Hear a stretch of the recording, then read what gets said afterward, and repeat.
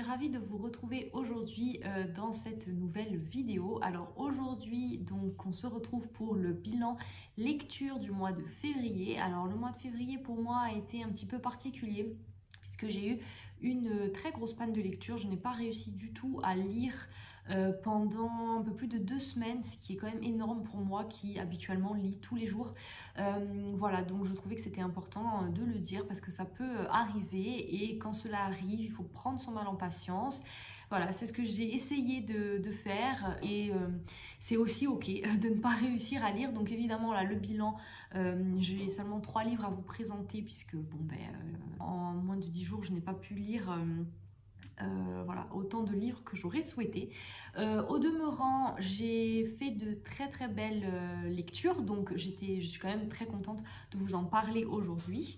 Et donc le premier notamment qui est mon préféré de cette sélection dont je voulais vraiment vous parler, il s'agit de L'Ardente et très secrète Miles Franklin de Alexandra Lapierre et c'est aux éditions Flammarion. Alors celui-ci, c'est le tout premier livre que je reçois en service presse. Voilà, je vous en informe pour être totalement transparente avec vous. C'est un livre qui me faisait très envie et que j'ai demandé donc aux éditions Flammarion qui ont accepté de me l'envoyer. Je l'ai reçu, je l'ai lu, je l'ai beaucoup aimé. D'ailleurs, vous pouvez le voir, j'ai annoté beaucoup de choses. Alors, simple petite parenthèse. Évidemment, je garde mon libre arbitre, même si je reçois des livres en service presse. Pour moi, c'est très important de rester transparente avec vous, puisqu'il y a évidemment un lien de confiance qui se tisse entre vous et moi, où voilà, vous faites confiance dans les avis que je donne. Et derrière, vous êtes susceptible d'acheter des livres dont je parle. Et donc, c'est très important pour moi de garder mon indépendance et mon libre arbitre. Donc, lorsque je n'aime pas un livre, je le dis. Évidemment, je respecte les auteurs. Ça, c'est une évidence pour moi, parce que pour moi, on peut toujours dire les choses dans le respect. Donc, je respecte les auteurs. Mais voilà, si le livre ne m'a pas parlé, ne m'a pas plu pour X raisons, eh bien, je le dirai, même si ce sont des envois de service presse. Alors, pour moi, c'est très important. Donc, je tenais à le préciser. Voilà, donc parenthèse fermée, il s'avère que pour celui-ci, eh bien j'ai adoré. Vraiment, j'étais très heureuse d'avoir lu ce livre. Alors ici, on va suivre la vie de Miles Franklin, qui est une écrivaine du XXe siècle. C'est un roman qui se découpe en 3 parties. Et donc, on va avoir d'abord la jeunesse de Miles, qui est donc une jeune Australienne, fille de fermiers qui vivent donc dans le bush, dans une certaine pauvreté. Et donc Miles a le désir secret de devenir écrivaine et elle va écrire son premier roman dans le plus grand des secrets. Elle va le cacher à sa famille et puis elle va décider de l'envoyer à plusieurs éditeurs. Alors les premiers temps ça ne fonctionnera pas et puis jusqu'au jour où un éditeur va être d'accord pour le publier et là ça va être un franc succès.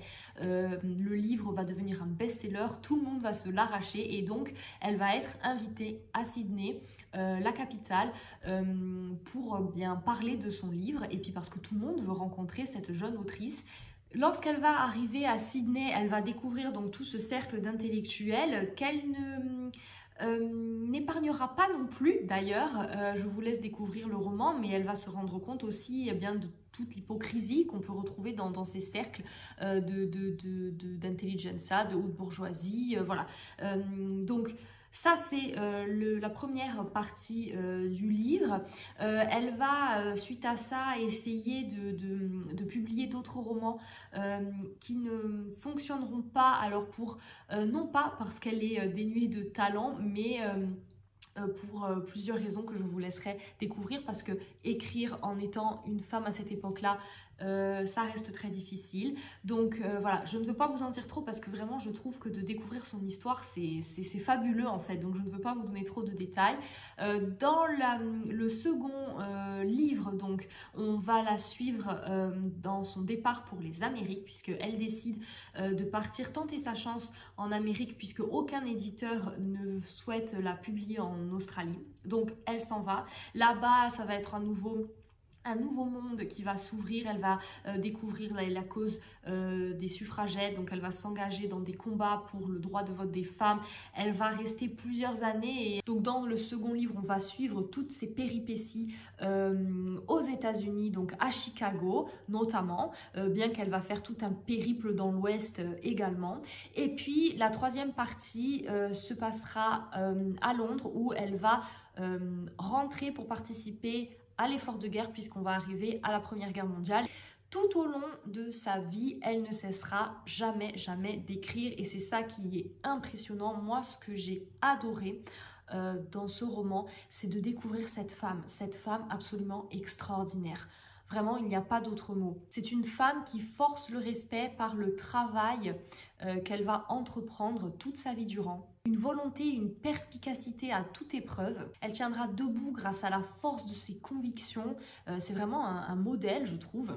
Et en même temps, elle demeure très humaine de par ses contradictions, ses ambivalences. On s'attache énormément à elle. En tout cas, moi, je me suis énormément attachée à elle et à son esprit de rébellion. J'ai été vraiment impressionnée par son audace et par le fait qu'elle ne se laissera jamais dicter sa conduite, puisque vous le verrez si vous lisez ce roman, dans toutes les différentes phases de sa vie. En fait, elle n'abandonnera jamais son rêve, elle aura toujours des conditions de vie très difficiles, elle sera toujours dans une extrême pauvreté et malgré ça, elle va se battre pour le combat des femmes, elle va se battre pour écrire, elle travaillera toute sa vie et la nuit, elle restera éveillée pour continuer à écrire. Enfin vraiment, c'est une force de volonté, cette femme, c'est incroyable et donc elle va avoir 1000 vies dans une, je trouve. Voilà, donc encore une fois, je ne veux pas trop vous en révéler parce qu'il faut vraiment découvrir sa vie. Mais moi, j'ai puisé une force en fait en elle, je trouve vraiment en lisant ce texte où voilà, elle donne envie de se battre pour ses idées, elle donne envie de persévérer. Voilà, c'est une leçon de courage et de persévérance, vraiment. Elle aura 1000 combats à mener de front, mais évidemment, ce qu'elle chérit le plus, c'est de publier ses romans. Elle mettra 30 ans pour arriver vraiment à être reconnue par ses pairs et elle sera considérée comme l'une des premières écrivaines australiennes puisque ce sera une des premières écrivaines à relater l'histoire de son peuple à travers ses propres histoires familiales, des premiers pionniers australiens qui sont arrivés sur cette terre sauvage, aride, l'histoire des aborigènes qu'on a exterminés via la colonisation. Vraiment une histoire extraordinaire, une femme avec un caractère surprenant et qui vaut le détour. Moi je trouve que voilà, enfin, vous pouvez l'entendre et le voir, je pense à quel point j'ai été admirative par le tempérament de cette femme. Et voilà, je trouve que cette lecture est importante. Alexandra Lapierre écrit très bien, toujours avec justesse, toujours avec empathie et voilà, j'ai beaucoup aimé la plume. Et ce qui est aussi, je trouve, intéressant, c'est qu'à la fin de l'ouvrage, on a des photos donc, de Miles et de sa famille et des personnages qu'elle rencontrera au cours de sa vie et qui ont marqué son existence. Voilà, donc je ne veux pas trop vous montrer, je vous laisserai découvrir donc, ce dossier historique, mais voilà, c'était très très très intéressant. On a également à la fin un focus sur les personnes qu'elle a rencontrées, hein, évidemment, qui ont existé et qui ont été des personnes aussi importantes dans l'histoire. Et également ces livres qui ont été traduits en français. Moi, ça m'a beaucoup donné envie de lire ces ouvrages parce que vous voyez par exemple l'ouvrage traduit en français Ma brillante carrière et Le pays d'en haut. Donc je vous laisserai découvrir de quoi parlent ces ouvrages, puisqu'évidemment on en parle dans cette biographie. Voilà, ça m'a donné envie de les lire pour découvrir l'histoire de l'Australie à travers les yeux donc et bien des premiers pionniers. Voilà, donc vraiment très très très bonne lecture que je vous recommande chaudement. Encore une fois, je vous dis, j'étais en panne de lecture et c'est ce roman qui m'a remise en selle. Je l'ai pris, je l'ai ouvert et voilà, je me suis plongée dans l'histoire de Miles. Et voilà, ça m'a redonné le goût à la lecture vraiment, donc je ne peux que vous le conseiller. Et ça m'a d'ailleurs donné envie de lire d'autres romans d'Alexandra Lapierre, puisque Alexandra Lapierre, elle est connue pour faire des portraits de femmes un peu oubliées, qui ont marqué l'histoire. Et il y a notamment celui sur Bella Green, je crois, si je ne dis pas de bêtises, Belle Green, qui... Prix Roland de Jouvenel de l'Académie française, voilà, qui me faisait très envie. Donc je pense que je lirai d'autres romans d'Alexandra Lapierre pour découvrir d'autres portraits de femmes. Voilà, donc L'Ardente et très secrète Miles Franklin, je vous recommande chaudement. Ensuite, j'ai lu un texte de Claudio Magri, Temps courbe à Krems. C'est un recueil de 5 nouvelles. Alors, les nouvelles, ce n'est pas mon genre littéraire de prédilection. Cependant, j'ai bien aimé me plonger dans celui-ci. Je ne connaissais pas du tout Claudio Magri. C'est un auteur italien. Et je l'ai eu en fait d'occasion sur Momox et donc voilà, je me suis dit pourquoi pas, c'était des textes assez courts, ça allait avec, comme je vous disais, mon état d'esprit où j'avais du mal un peu à rentrer dans des lectures, donc je me suis dit des nouvelles, ça peut le faire quand on est dans ce mood un peu particulier. Alors ici, à travers ces 5 courtes histoires, l'auteur nous délivre une réflexion très pertinente sur la vieillesse. Il ne magnifie pas du tout cet âge de la vie, au contraire même, hein, il dépeint très bien la diminution physique qu'elle engendre. Cependant, on comprend au fil de ses réflexions que la vieillesse apporte une forme de liberté, de mise à distance des jeux de rôle que la société nous impose de jouer. Ce sont des nouvelles qui portent aussi sur le temps, la manière dont nous le ressentons, la manière dont il s'écoule et toutes ces énigmes. Donc clairement ici je trouve que l'écriture sublime le récit puisque cet auteur, donc Claudio Magri, écrit vraiment très très bien. Sa plume est magnifique et donc c'est ce qui... en tout cas, moi, c'est ce qui m'a vraiment enchantée lorsque je me suis plongée dans ces nouvelles.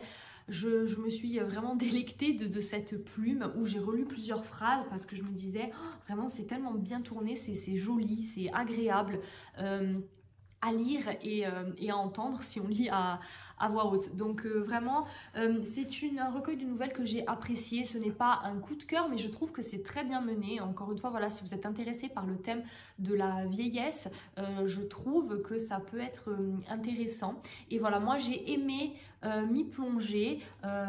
Voilà, donc ce n'est pas un coup de cœur, hein, mais on ne peut pas vraiment dire non plus, parce que je me dis que peut-être que plus tard je le reprendrai et voilà, je me replongerai. Je pense que de toute façon c'est un recueil qui est intéressant à lire à différents stades de sa vie, voilà, et donc c'est toujours intéressant d'avoir ce type de réflexion et c'est mené avec brio, je trouve, et aussi avec une touche d'humour, vous le verrez si vous vous plongez dans l'ouvrage. Donc voilà, j'ai beaucoup aimé Temps courbe à Krems et c'est aux éditions L'Arpenteur.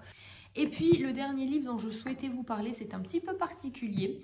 Je voulais présenter dans une de mes vidéos les achats de livres en brocante. Il s'agit de La Terre qui les sépare de Hicham Matar. Alors je ne l'ai pas terminé, j'en suis un peu plus de la moitié, vous voyez. J'ai lu tout ça. Et voilà, il me reste un peu moins de la moitié.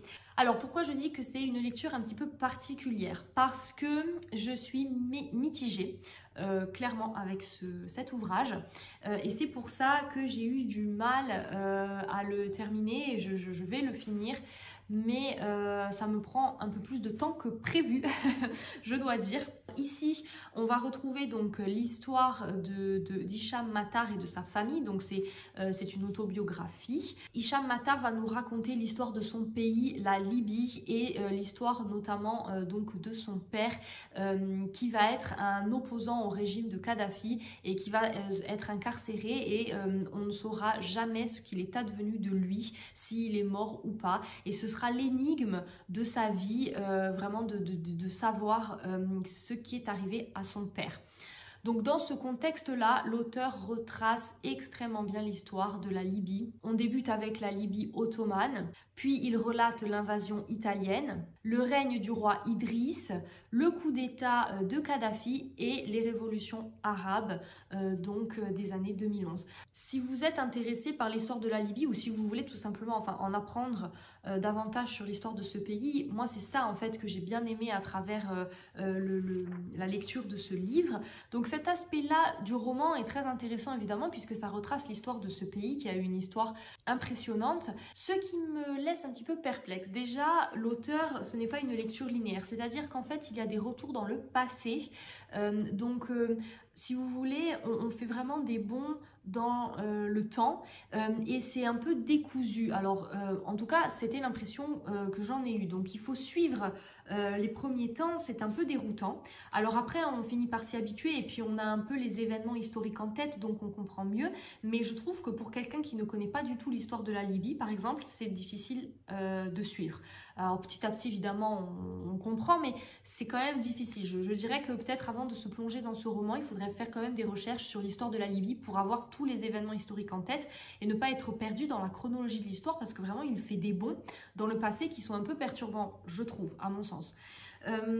Voilà, mais au demeurant, c'est des réflexions qui sont très pertinentes. Et quelle était la vie sous le régime de Kadhafi, de cette dictature, ce qui arrivait aux opposants politiques. Il raconte aussi sa propre histoire, comment lui a dû fuir. Donc après le coup d'État, il a dû fuir en Égypte avec sa famille. Ce n'était pas seulement son père qui était menacé, c'était également bien toute la famille. Donc comment lui et son frère ont dû changer d'identité quand ils sont partis étudier à l'étranger. Donc voilà, cette partie-là est très très très intéressante et c'est pour ça que j'ai quand même aimé lire et que voilà, j'ai lu quand même plus de la moitié. Ce que je peux reprocher toutefois à cette lecture, c'est que je trouve que des fois l'auteur se perd en conjecture, c'est-à-dire que parfois on a l'impression que c'est son journal intime et si vous voulez il raconte des anecdotes sur sa famille, enfin voilà, à travers les différents personnages, donc par exemple son oncle, ses cousins, alors il a une famille très très très grande et là je n'ai pas trop vu le sens en fait, là je me suis perdue, enfin vraiment il m'a perdue par moments quand voilà il raconte des anecdotes sur sa famille, je me dis bon... ça n'amène rien à l'histoire et je trouve qu'il y a des longueurs, voilà, il y a des longueurs et du coup il me perd à ce moment-là. C'est un ouvrage qui fait 320 pages et pour moi ça aurait pu être, il aurait pu enlever 150 pages faciles, voilà, pour qu'on reste concentré sur le sujet qui pour moi et voilà la situation politique du pays et l'incarcération de son père. Voilà, donc c'est pour ça que c'est une lecture, je ne peux pas vraiment vous dire pour le moment, j'attendrai de le terminer pour vous donner mon avis final. C'est une lecture que j'apprécie, que je trouve importante et je trouve qu'il y a beaucoup de choses intéressantes et pertinentes, donc c'est bien de le lire. Mais voilà, il y a ces longueurs par moments qui me perdent. Et au demeurant, le Hicham Matar a une très très très belle plume. Je le découvre hein, moi à travers ce livre puisque je n'avais jamais lu aucun essai ou roman de cet auteur et voilà, il écrit très bien. C'est un plaisir de le lire, ça c'est indéniable. Voilà, il faut partir dans l'idée que ce n'est pas un roman, c'est un récit de vie. Voilà. C'est un récit de vie. J'ai fait un petit peu des recherches sur les romans qu'il a pu écrire. Il y en a un notamment, je crois, il s'intitule Au pays des hommes. Et celui-ci, par exemple, me fait envie. J'ai quand même envie de lire d'autres ouvrages de cet auteur, mais des romans cette fois, pour peut-être éviter un peu ce problème de ressenti que j'ai avec celui-ci. Et Au pays des hommes me fait bien envie. Donc voilà, je verrai à la fin de la lecture. Mais voilà, j'ai quand même envie d'essayer des romans de cet auteur. Voilà, c'est tout ce que je pouvais vous dire aujourd'hui dans ce bilan lecture. J'espère que ça vous aura plu, ça vous aura quand même donné envie. Ces lectures, n'hésitez pas à me dire ce que vous avez lu ce mois-ci, vos coups de cœur ou vos déceptions. Petite parenthèse également, je voulais vous remercier chaleureusement puisqu'on est arrivé aux 1000 abonnés sur la chaîne. Donc je voulais marquer le coup et je souhaitais faire une petite FAQ autour de la littérature. Donc si ça vous intéresse, n'hésitez pas à me dire dans les commentaires, me poser toutes vos questions. Je vous laisse également mon adresse mail où vous pourrez m'envoyer vos questions par mail si vous le souhaitez. Et si j'ai matière à faire une vidéo, eh bien je serai ravie de la faire. Je vous dis pour ma part à très vite et je vous souhaite de très bonnes lectures. Bye bye!